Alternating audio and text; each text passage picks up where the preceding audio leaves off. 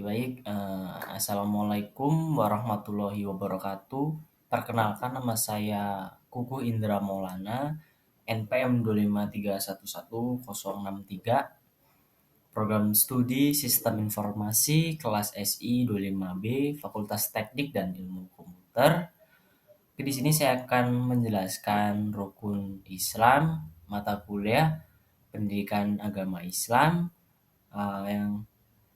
yang diapu oleh Bapak Asgaf Asnan Siregar. Oke, langsung saja masuk ke materinya. Nah, yang pertama itu ada rukun Islam. Apa sih rukun Islam itu? Rukun Islam itu adalah 5 hal dasar yang diajarkan oleh agama Islam, yang merupakan tiang agama dan harus dilakukan oleh seseorang untuk diakui sebagai muslim. Nah, 5 rukun itu adalah mengucapkan 2 kalimat syahadat, melaksanakan sholat, melaksanakan puasa di bulan Ramadan, dan membayar zakat, dan dan pergi haji bagi yang mampu. Nah, ini disebutkan dalam hadis Jibril.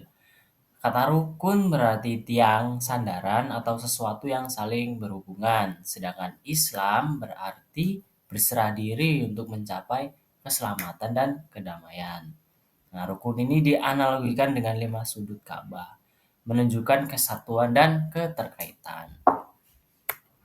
Nah, ini ada, ya seperti yang saya jelaskan tadi, rukun Islam itu ada 5, itu ada syahadat, mengerjakan sholat, mengerjakan puasa, zakat, dan haji, bila mampu. Nah, ini ada pengertiannya. Syahadat itu adalah rukun pertama yang melibatkan pengucapan atau pembenaran hati dan pengamalan melalui perbuatan. Nah, ini itu teksnya dalam bahasa Arab itu asyhadu alla ilaha illallah wa asyhadu anna muhammadar rasulullah, yang artinya aku bersaksi bahwa tiada Tuhan selain Allah dan aku bersaksi bahwa Muhammad adalah Rasulullah Allah. Makna la ilaha illallah itu tidak ada yang berhak disembah selain Allah, baik di bumi maupun langit. Ibadah hanya untuk Allah, dan menyembah selainnya seperti nabi, wali, atau makhluk lainnya itu adalah syirik, menyekutukan Allah, yang membuat seorang kafir gitu. Nah, jadi terus ada makna Muhammad Rasulullah, itu Muhammad adalah utusan Allah untuk semua manusia, tidak disembah tapi harus ditaati. Nah, kemudian itu ada sholat, rukun Islam. Yang kedua itu ada sholat.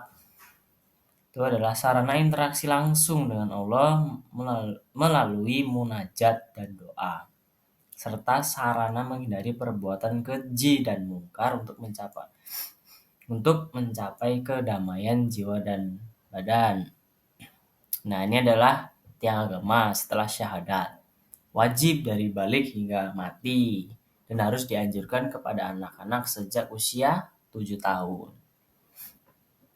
Nah, ini ada syaratnya, itu adalah toharoh, suci badan, pakaian, tempat, melalui wudhu untuk membersihkan najis lahir dan batin. Nah, sholat ini adalah wajib bagi seorang muslim. Nah, baik dalam kondisi apapun, termasuk sakit atau takut, sesuai kemampuan, bisa berdiri, duduk, berbaring, atau isyarat. Meninggalkan sholat membuat seseorang kafir itu. Terus rukun Islam ketiga itu ada puasa. Nah, ini puasa puasa Ramadan, berarti puasa wajib. Ini bulan ke-9 kalender Hijriah. Sifatnya itu berniat sebelum fajar, menahan makan, minum, dan jimah hingga terbenam matahari lalu berbuka. Wajib setiap hari Ramadan untuk mencapai ridha Allah. Manfaatnya itu apa? Jadi manfaatnya itu adalah ibadah untuk meninggalkan syahwat demi Allah, mencapai takwa dari segi kesehatan, ekonomi, dan sosial.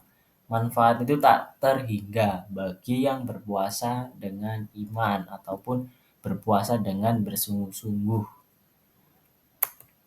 Nah, kemudian itu ada zakat. Rukun Islam yang keempat itu dari zakat. Nah, setiap muslim yang memiliki harta, benda, dan telah mencapai nisab diwajibkan untuk mengeluarkan zakat hartanya setiap tahun. Para pemberi zakat ini kemudian disebut sebagai muzaki. Mereka memberi zakat kepada beberapa golongan yang berhak menerima zakat yang disebut mustahik. Salah satu di antaranya adalah golongan fakir miskin sebagaimana telah diterangkan dalam Al-Quran. Dan yang terakhir itu ada haji ya. Haji adalah ziarah Islam tahunan ke Mekah, kota suci umat Islam, yang merupakan kewajiban wajib bagi semua muslim dewasa yang mampu secara fisik dan finansial untuk melakukan perjalanan serta dapat mendukung keluarga mereka selama ketidakhadiran.